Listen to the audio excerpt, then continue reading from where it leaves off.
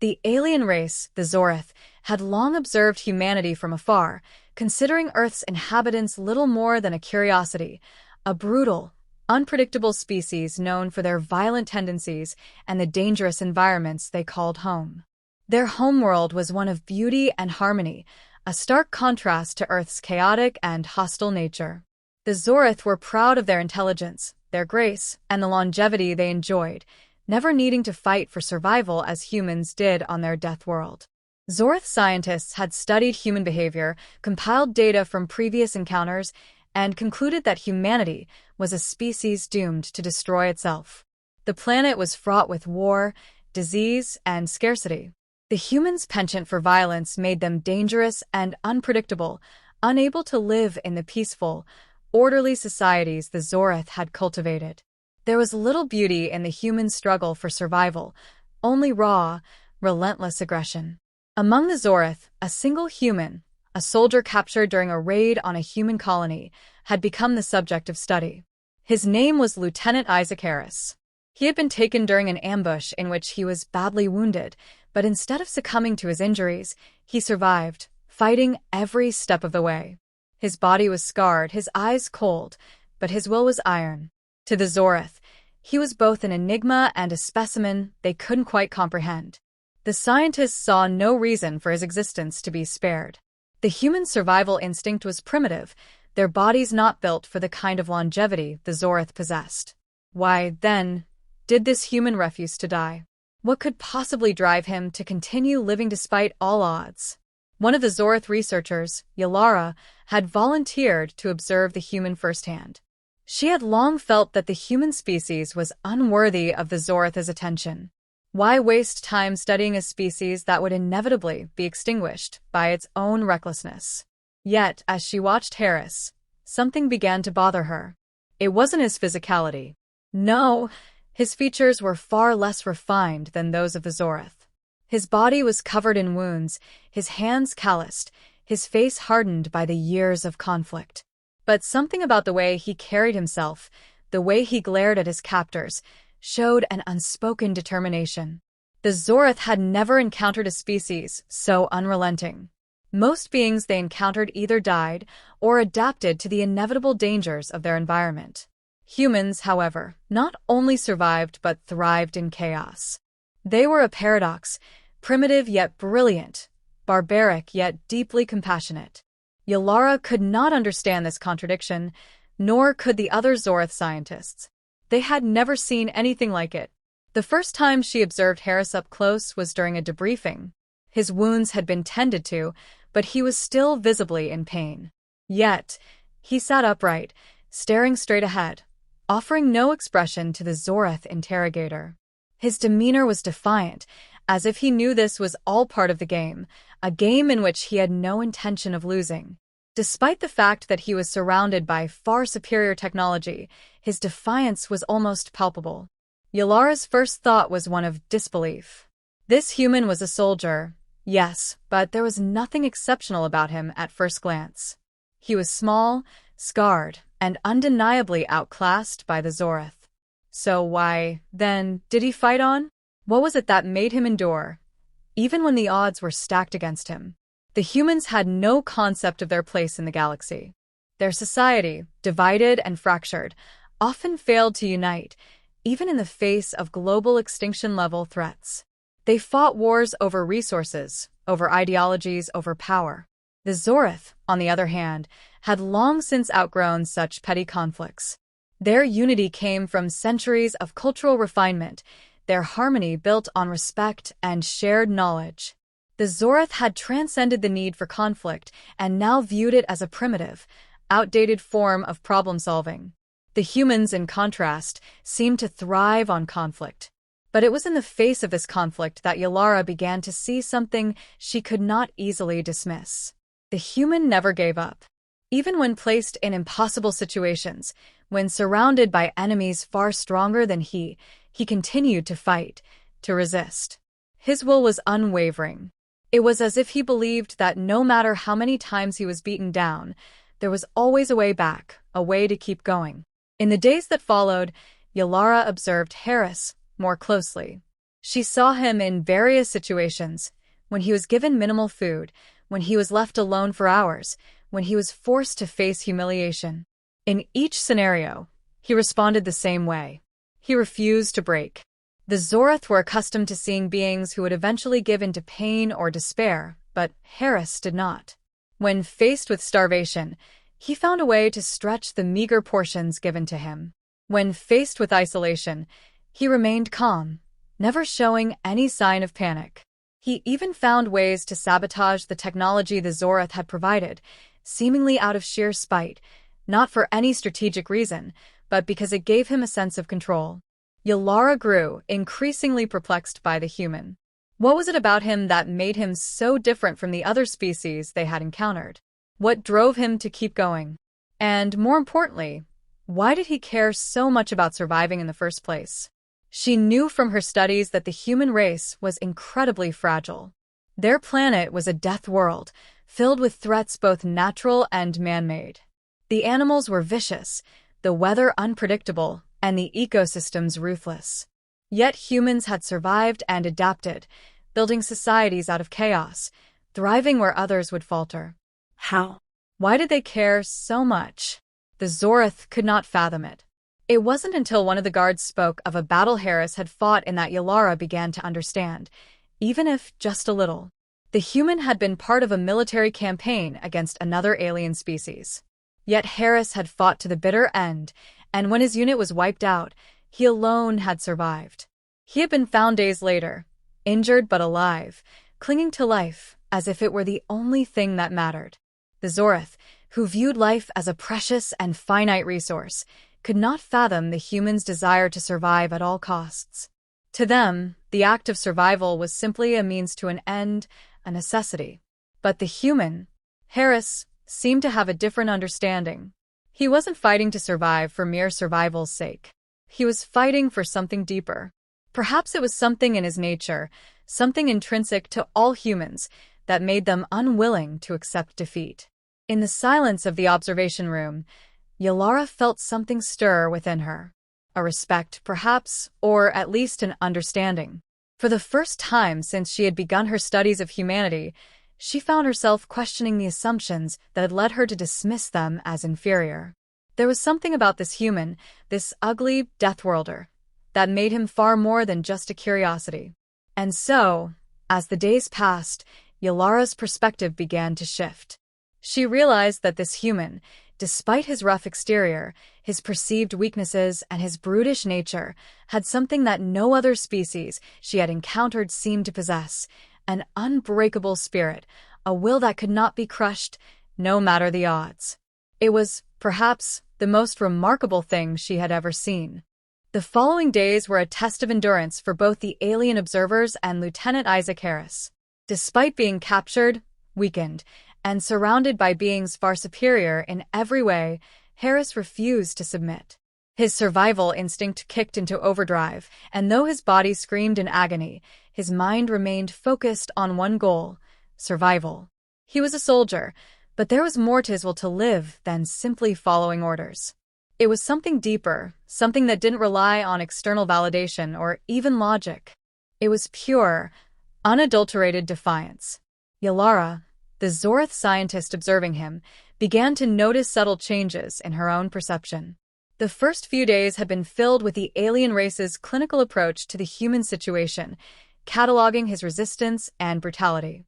But as the days stretched on, she began to see the cracks in her own understanding of the human species.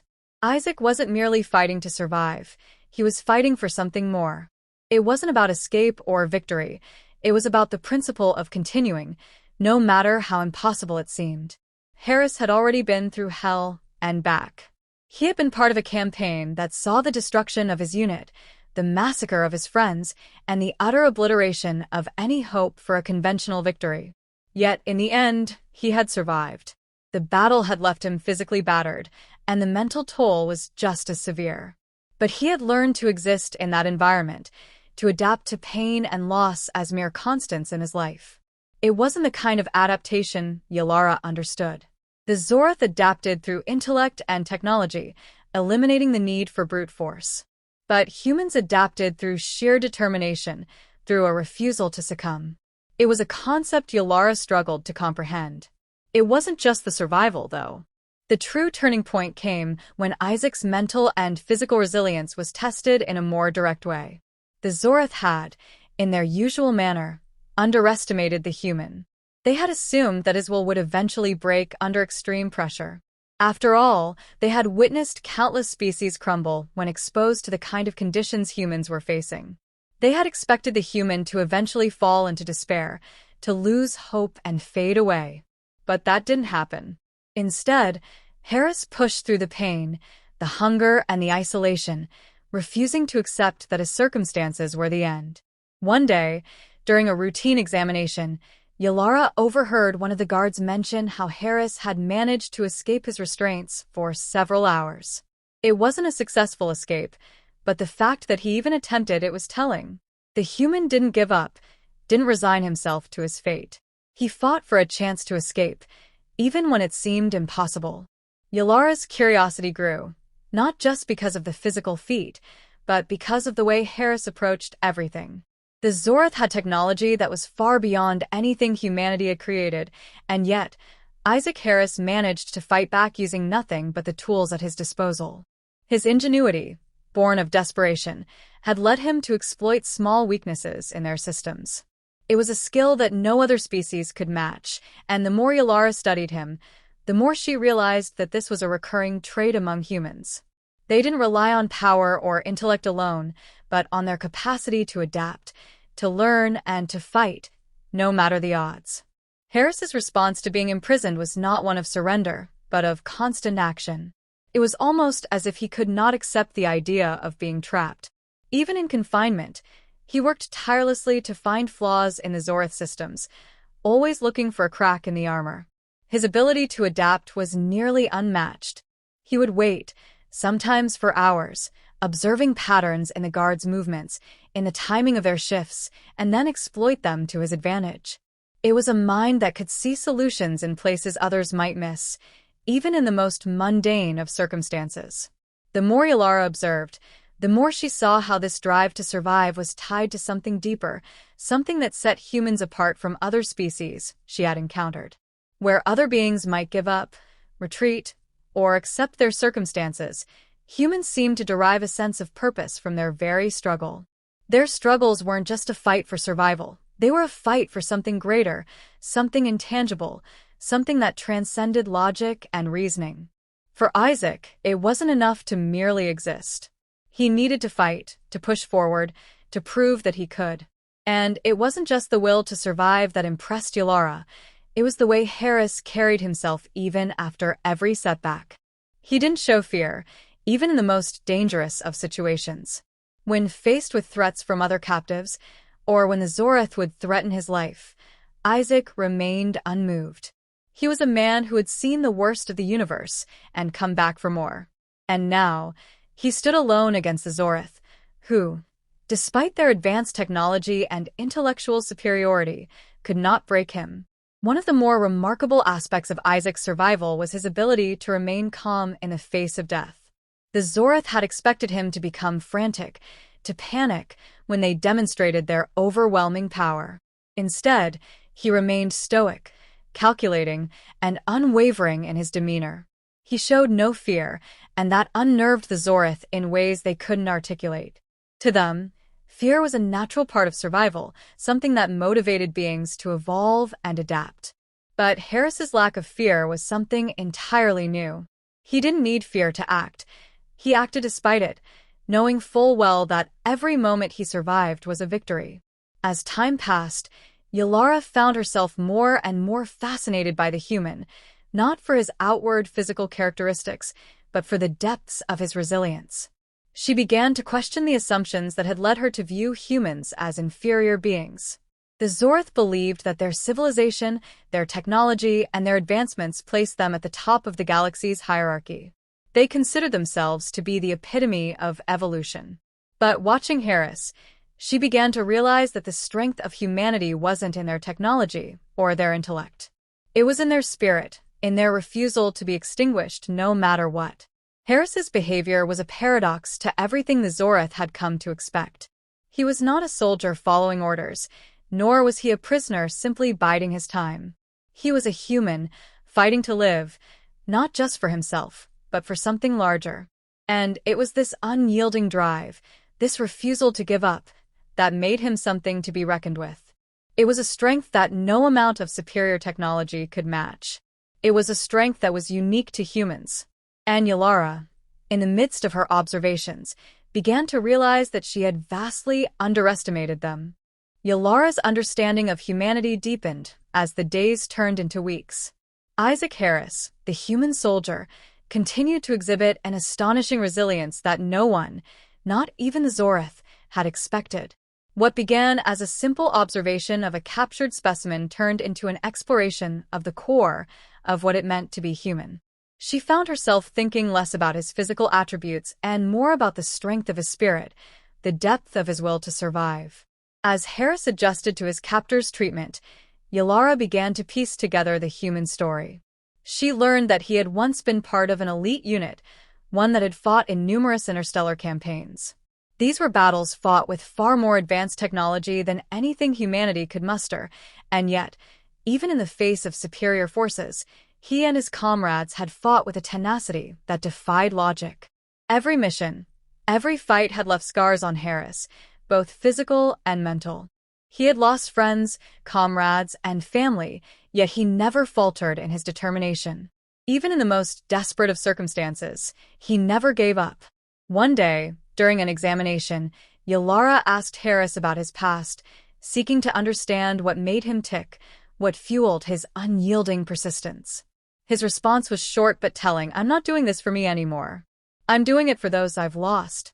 There was no arrogance in his voice, no sense of superiority, just a quiet conviction that spoke volumes about the human spirit. He was willing to fight not because of personal glory or some higher sense of duty, but out of a deep love and commitment to those who had come before him. This selflessness, this unrelenting need to carry on the memory of his fallen comrades, was a strength Yalara couldn't ignore. As the human's past began to reveal itself to her, Yalara saw the rawness of his experiences. He wasn't just surviving, he was carrying a burden that others couldn't fathom. To the Zorith, survival was often a solitary effort. It was an individual pursuit of personal preservation or the greater good of the species. But for humans, it seemed survival was a collective endeavor. Harris was living for the fallen, for those who could no longer fight. That understanding reshaped Yalara's perception of humans.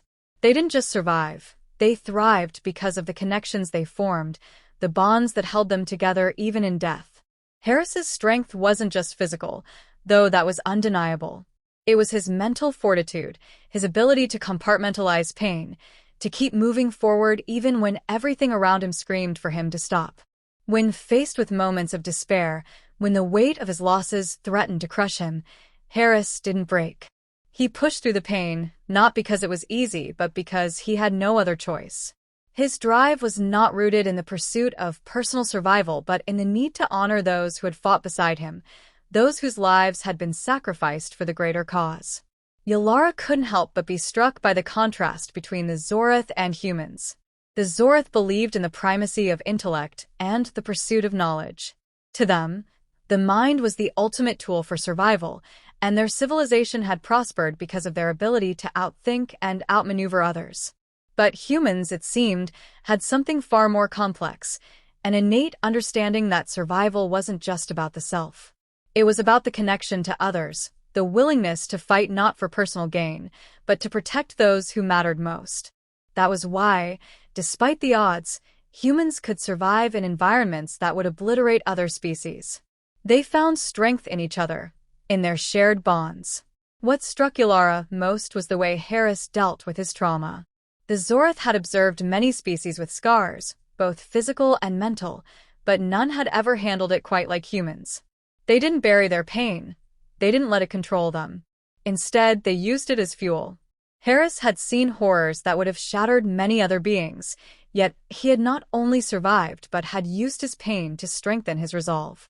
There was a quiet dignity in how he carried his trauma, never letting it define him, but allowing it to shape his actions. This, to Yalara, was the essence of humanity's strength, an ability to endure, to learn, and to adapt, no matter how brutal the experience. She found herself fascinated by his capacity for forgiveness, something she had not expected. Harris did not harbor hatred for the Zoreth, even though he had been subjected to their imprisonment. He did not waste energy on anger or resentment. Instead, he focused on what he could control, his actions, his choices. Even though he had been captured, even though he had been treated with disdain, he still held on to the belief that survival was not just about escaping, but about maintaining his integrity. He remained who he was, despite the circumstances, and that was something that made him stand out even more in Yalara's mind. The more she observed, the more Yalara realized that it wasn't just about the human's ability to survive. It was about the emotional depth that drove him. Humans were complex beings, capable of experiencing deep love, profound loss, and intense sorrow, yet still finding the strength to continue. That emotional depth was what allowed them to connect with one another in ways that no other species she had encountered could. It was the foundation of their resilience, the root of their ability to adapt and fight back against insurmountable odds. As Yalara spent more time with Harris, she found herself grappling with an uncomfortable truth. Humanity was not a species to be underestimated. Their unpredictability, their ability to endure suffering, and their capacity for love and sacrifice made them formidable. She had expected to see a weak, broken soldier, a man defeated by the horrors of war. Instead, she saw a man who had been shaped by those horrors but had not been defeated by them. He had been molded into something far greater than a soldier. He had become a testament to the human spirit. For the first time, Yalara began to question the Zoreth's preconceived notions of humanity. Her people had always viewed humans as primitive, their chaotic nature seen as a liability. But in Isaac Harris, Yalara saw the potential for something more. He was not just a soldier. He was a symbol of humanity's resilience, their ability to endure and rise above even the darkest of circumstances. That, more than anything, was what made humans dangerous. They didn't just survive, they thrived, even in the face of impossible odds. And that was something Yalara had never truly understood until now. The more Yalara observed Isaac Harris, the more she found herself reconsidering everything she had once believed about humans. What she had once considered their greatest flaws, their aggression, their violence, their chaotic nature, were now, in her eyes, the very traits that made them so formidable. The Zoreth had always prided themselves on their peaceful, orderly society, their technological advancements, and their rational approach to conflict. Yet, in their calm, calculated world, they lacked something essential, the fire that fueled the human spirit. The ability to fight not because it was necessary but because it was in their nature to do so. Harris was the embodiment of that fire.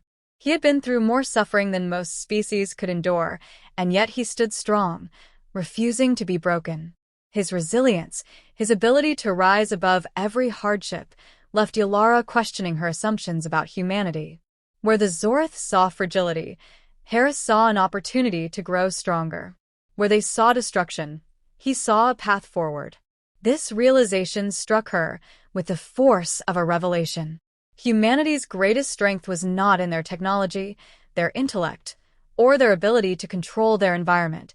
It was in their capacity to endure, to fight, and to adapt. And the deeper she looked, the more she saw that this ability to overcome was rooted in something much more profound. Unlike the Zoreth, who viewed challenges as obstacles to be solved, humans viewed them as trials to be faced and conquered. They didn't just endure hardship, they sought meaning in it. Every battle, every loss, every victory was part of a greater narrative, a story of resilience that defined who they were. And for Harris, that narrative was more than just about survival. It was about honoring the memory of those who had fought and fallen before him. Each time he endured a hardship, it was not just for himself, but for those who could not continue the fight. The human capacity to endure for others, to fight in the name of those who had come before them, was something Yalara had never seen before. What was most perplexing to Yalara, however, was Harris's unwavering belief in the importance of this struggle. He didn't just fight to survive, he fought because it gave his life meaning. Even when faced with seemingly insurmountable odds, Harris refused to accept that his suffering was pointless. Each challenge was an opportunity to grow, to learn, and to push forward. This constant forward momentum was the hallmark of humanity, the refusal to accept defeat, not as individuals, but as a species. The Zorith had long prided themselves on their intellect, their ability to think through every problem, but humans had something far more dangerous: a relentless will to succeed, no matter the cost. This understanding of humanity was not something that Yalara could easily shake. She had come to study humans with the belief that their survival was merely a result of their violent nature and chaotic environment.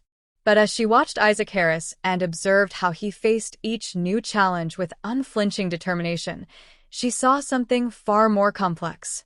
Humanity was not driven by violence alone.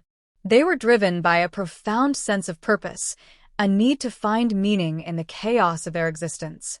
Their ability to keep fighting, even when all seemed lost, came from this deeper understanding of life. To them, survival wasn't just about the continuation of the species. It was about the stories they created, the connections they forged, and the legacy they left behind. The more Yalara learned about Harris, the more she understood how deeply this sense of purpose shaped his every action. It wasn't just that he wanted to live. It was that he wanted to make every moment of his life count, to ensure that the sacrifices made by others were not in vain. The human soldier had become more than just a warrior. He had become a symbol of humanity's capacity to rise above their circumstances, to create something greater than themselves, even in the face of annihilation. Yalara was left with a feeling of awe mixed with a sense of discomfort.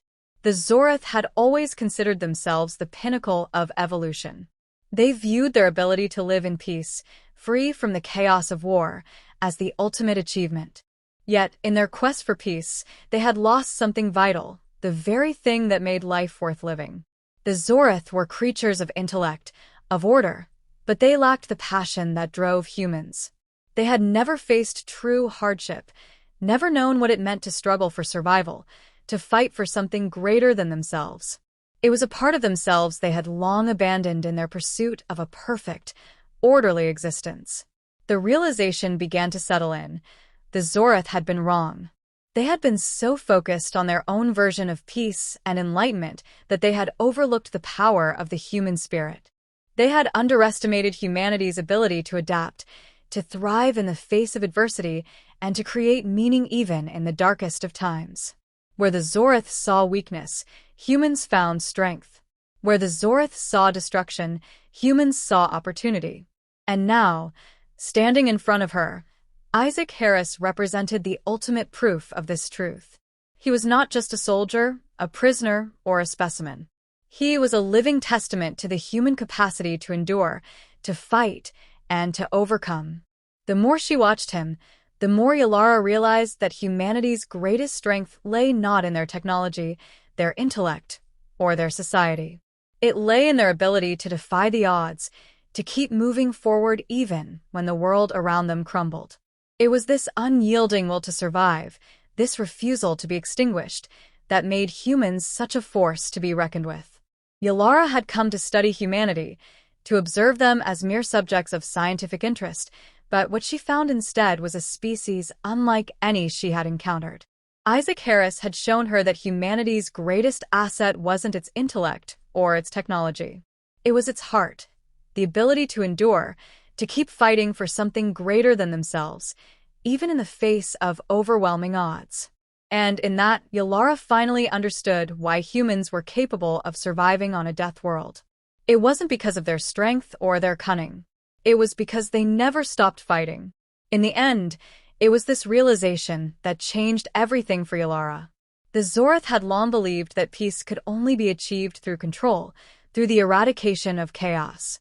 But in her time studying Harris, Yalara began to see that peace was not the absence of struggle, it was the acceptance of it, the willingness to keep fighting even when the world seemed against you.